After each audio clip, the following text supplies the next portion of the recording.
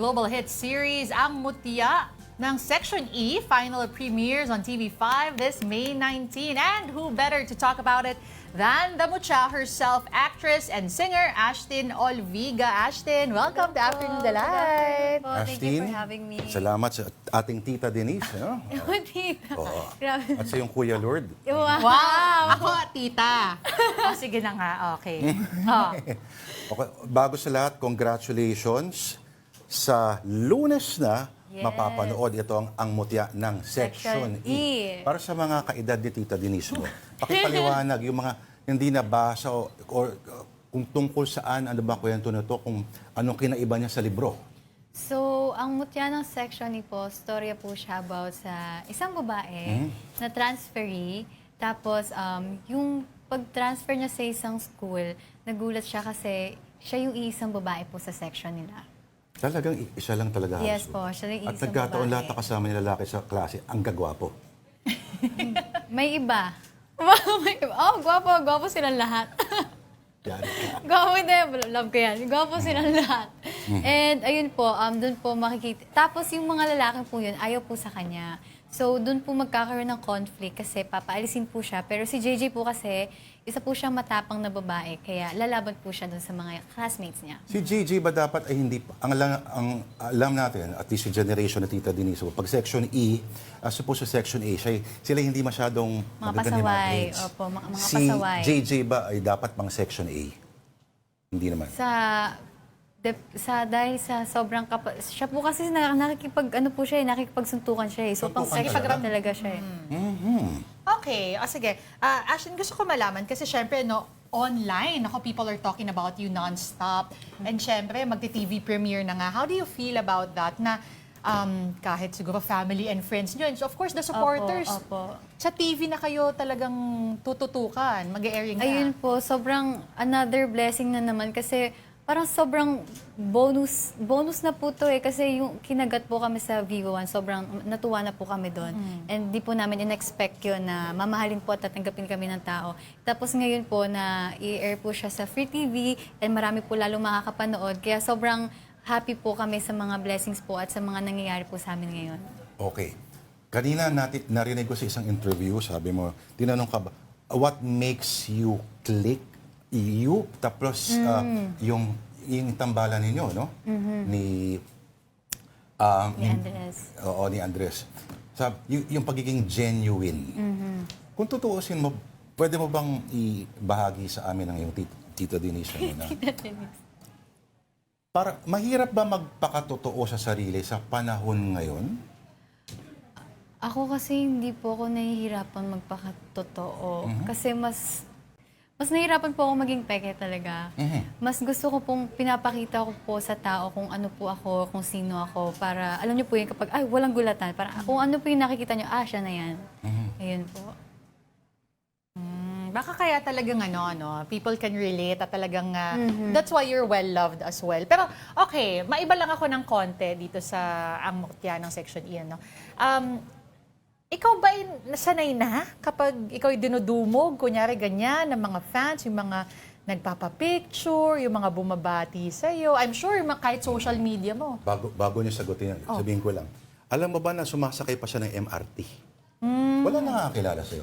May ilan-ilan po, pero parang picture lang, tas okay na po. Oh, pero yung ganon, ikaw ba parang no-awkwardan ka pa ba? Ay, hindi naman po. Kasi before po na nasa girl group ako, medyo may mga ganong mga pangyayari na rin po yung magpapapicture, ganyan. Oo. So, ngayon po, mas dumami lang po yung natatanggap ko pong support at pagmamahal sa mga tao. And yun, sobrang thankful. Dalawa, di ba? Yung isa talagang, uy, ikaw ba si... Yung isa Opo, naman, yung iba. kamukha mo yung, anong Opo, pangalan? opo, ganyan Kasi po. ako Opo. minsan, Hindi po sila John sure. Lloyd, John Lloyd. Ikaw ba ay napagkamala na minsan na iba yung binabanggit na pangalan? Opo. Oh, hindi normal yun eh. Opo, paminsan, opo. oo. Sino-sino Madalas yung mga po. binabanggit? Before po ako magmutya, ang dami pong nagsasabi, pero bawa po nabili po ako sa mga fast food. Akala po nila, nakalabas na daw ng PBB si Fiang, ganun. Pero hindi ko po, opo, promise. Kahit nagsisimba po ako, sabi, uy, si Fiang, Pag ganun, bakit hinga mo hindi ng ko pera nakikita pera. Samantalay may pagkakataon. Oo. Matindi, ano? Iba yung henerasyon nila Kunyari, ano ang maipapayo mo sa mga... Kasi online, nakabuild ka ng, alam mo yung following na ganyan. Maliban sa this mysterious thing na sitawag nilang pagiging genuine, ano pa yung pwede mong ibahagi ko? Siguro, kailangan nating mag-isip muna bago... Kasi ngayon lahat online na po eh. So parang sobrang tapang po lahat ng mga tao. And kailangan natin maging careful sa words natin kasi lahat naman ng tao may kanya-kanyang pinagdadaanan yan. So kung magsispread lang tayo ng kindness, pwede pa tayong makatulong na hindi natin alam, nakatulong tayo dun sa tao na yun na may pinagdadaanan pala. Paano kunyari pag binabash? Anong payo mo? Kung ako po yung binabash? Or sa mga nagbabash? Kasi namang binabash, kunyari, wala namang sa intensyon na manakit ng damdamin na pero iba yung tanggap. Ayun, siguro sa mga nababash po, sinasabi ko na lang din sa mga friends ko din na iwasan na lang din po magbasa muna kasi sobrang dami din pong opinion and hindi nga po lahat ng tao may intindihan or magigets po yung point nyo. Tama naman. Kaya, tsaka you can't please everyone. Correct. Kaya, at basta alam mo sa sarili mo na okay ka, wala kang tinapakan tao. Tama naman yun. Maganda yung advice niya kasi with social media right now, ang dami laging pumapasok na kung ano-anong comments, Okay, so again, alam natin, Ashton, the fans can stop talking about ito naman, Ash Dress. Your tandem with Andres Mulak. What is it like working with him? Sabihin na natin, both on-cam tsaka off-cam. Ayun po, ito po lagi talaga yung answer ko kasi sobrang down to earth niya rin po kasi talaga. Tsaka yung pagiging down to earth niya po, sobrang napadali po, hindi lang po sa akin, sa lahat ng cast actually na maka-work po siya. Parang ang galing ng papalaki sa kanila, no? Opo, Considering sobra. Ang tatay niya si Aga.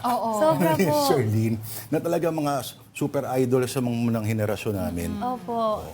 Kahit ako na-amaze din. Sabi ko, ang galing.